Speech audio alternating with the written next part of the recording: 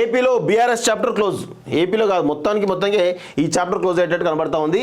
హైదరాబాద్కి పరిమితమైన ఏపీ అధ్యక్షుడు తోట చంద్రశేఖర్ మౌనంగా ముఖ్య నేతలు కాంగ్రెస్లోకి వలసలు, ఏపీ సిట్టింగ్ ఎమ్మెల్యేలు టచ్లో ఉన్నట్లు అప్పట్లో చెప్పిన కేసీఆర్ ఇప్పుడు సీన్ రివర్స్, ప్యాకప్ పరిస్థితి. ఆంధ్రప్రదేశ్లో బీఆర్ఎస్ పార్టీ చాప్టర్ దాదాపు క్లోజ్ అయింది.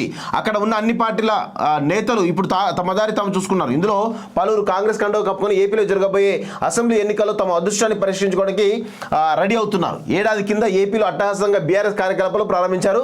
తెలంగాణ అసెంబ్లీ ఎన్నికల్లో బీఆర్ఎస్ అధికారాన్ని కోల్పోవడంతో ఇప్పుడు ఏపీలో పార్టీ కార్యకలాపాలు పూర్తిగా బంద్ అయ్యాయి. ఏపీ బీఆర్ఎస్ అధ్యక్షుడు తోట చంద్రశేఖర్ ఆ రాష్ట్రంలో కన్నా తెలంగాణలోనే ఎక్కువగా ఉంటున్నారట.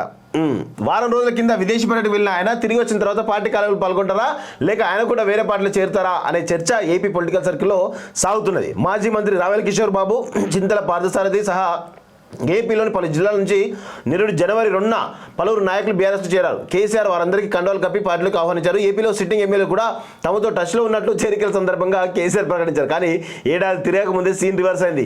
సిట్టింగ్ ఎమ్మెల్యేలు బీఆర్ఎస్లో చేరడం కాదు కదా, ఏపీ బీఆర్ఎస్ నేతలే కాంగ్రెస్లో పాటు ఇతర పార్టీలు టచ్లోకి వెళ్ళారు అంటూ ఒకరిని చూస్తా ఉన్నాం. సో హడావిడి చేసి సైలెంట్ అట.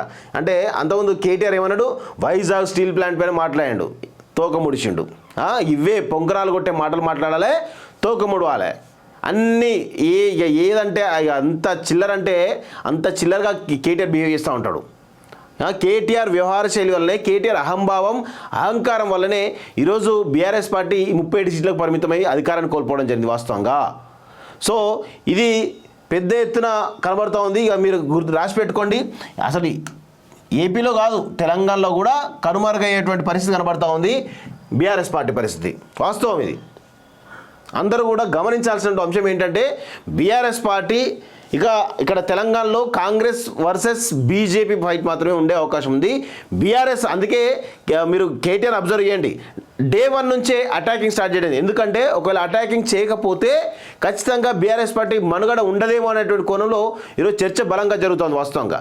కానీ ఆ యొక్క చర్చ జరగకుండా ఉండడానికే చాలా ఫెరోషియస్ అటాక్ చేస్తున్నాడు కేటీఆర్. కాకపోతే విషయం ఏంటంటే పార్లమెంట్ ఎన్నికల్లో చాలా క్లారిటీ, అందరికైతే క్లారిటీ వచ్చేటువంటి అవకాశం అయితే ఉంటుంది. పార్లమెంట్ ఎన్నికల తర్వాత ఖచ్చితంగా ఇక్కడ తెలంగాణలో కాంగ్రెస్ వర్సెస్ బీజేపీ ఫైట్ మాత్రమే ఉంటుంది. రాసి పెట్టుకోండి మీరు, ఇందులో నో డౌట్. అయితే ఇక మనం చూస్తూ ఉన్నాం కదా, ఇప్పుడు మనకు అసలేంది బీఆర్ఎస్ పార్టీ ఎక్కడ ఇప్పుడు ఏపీలో ఖాళీ అవుతున్నారు. ఏపీలో కాదు, మొత్తం ఇంతకుముందు మహారాష్ట్రలో పూర్తిగా ఖాళీ అవకాశం కనబడుతుంది, ఏపీలో ఖాళీ అవకాశం కనబడుతుంది, కర్ణాటకలో లేనే లేదు వాస్తవంగా, అక్కడ లేని కూడా లేదు, కలిసి అడుగుడు పెట్టలేదు. ఆ ఒరిస్సాలో ఏదో పెట్టినట్టు కానీ ఆయన కూడా మళ్ళీ తిరిగి కాంగ్రెస్లో జాయిన్ అయినట్టు తెలుస్తూ ఉంది.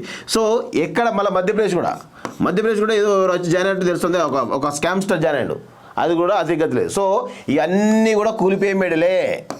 అదేవిధంగా తెలంగాణలో కూడా రాసి పెట్టుకోండి, తెలంగాణలో కూడా ఇక ఒక్కొక్క మెట్టు కూలిపోతుంది అన్నట్టు. వీళ్ళు ఎక్కడం కాదు, దిగజారుతారు అన్నట్టు, గుర్తుపెట్టుకోండి.